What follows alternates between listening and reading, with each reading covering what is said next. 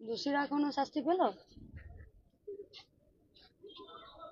দিদি, বিষয়টা হচ্ছে মন্ত্রী স্বপন দেবনাথ তিনি বলছেন মহিলারা রাত জাগো আন্দোলনে গিয়ে মদ কিনছেন এবং সেটা পাহারা দিচ্ছেন ওনারাই, নিজেকে পাহারাদার দাবি করে জুনিয়র ডাক্তারদের। পাহারাদার তো বিজেপি ছিল, তৃণমূল কবে থেকে পাহারাদার হলো?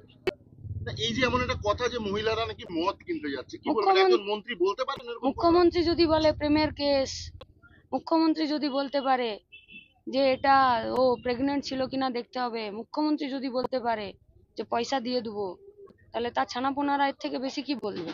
তৃণমূলের কাছ থেকে আমরা বেশি কিছু আশা করি না, তাই ওদের কথার আমরা গুরুত্বও দিই না এবং আমরা ইগনোর করছি। আজকে সাধারণ মানুষ রাস্তায় নেমেছে, লড়াই চলবে। বলছি সৌগত রায় বলছেন, সাংসদ সৌগত রায় আবার সে ওদেরকে নিয়ে এলেন। একদম উনি বলছেন আমি কেন ওনার কথার উত্তর আমি কেন দেব? জুনিয়র গ্রামের সাধারণ মানুষ কি বলছে, রোগীরা কি বলছে, ডাক্তারবাবুরা কি বলছেন, রাস্তার পথ চলতি মানুষ যারা লাখ লাখ কোটি কোটি মানুষ পশ্চিমবঙ্গের রাস্তায় নামছে তারা কি বলছে? পশ্চিমবঙ্গের বাইরে গোটা দেশ জুড়ে, গোটা দুনিয়া জুড়ে পশ্চিমবঙ্গের নাম নিয়ে রেপিস্ট আর মার্ডারারদের যারা অভিযুক্তদের শাস্তি চাইছে তারা কি বলছে? মানে ওরা এমএলএ এমপি হয়ে গেল তো ওদের কথার উত্তর দিতে হবে? কোথায় লেখা আছে? কে ঠিক করে দিয়েছে যে ওদের কথার উত্তর দিতে হবে?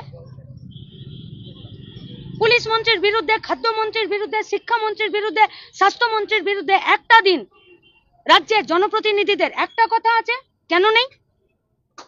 দে আর নট রেসপন্সিবল।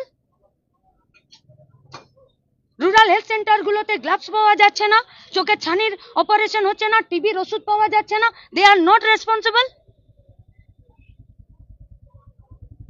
খেলো দেলো, দুপুরে ভাত ঘুম দিল, বিকালবেলা 4টে প্রেসকে ডেকে নিল আর 5টা বাইট দিয়ে দিল, তার পিছনে দৌড়াতে হবে? ক্ষমা করবেন, আমি খুব এগারলি ক্ষমা চাইছি আপনাদের কাছে। পশ্চিমবঙ্গের মানুষ রেগে আছে, পশ্চিমবঙ্গের মানুষকে আর খেপাবেন না, বিপদ হয়ে যাবে।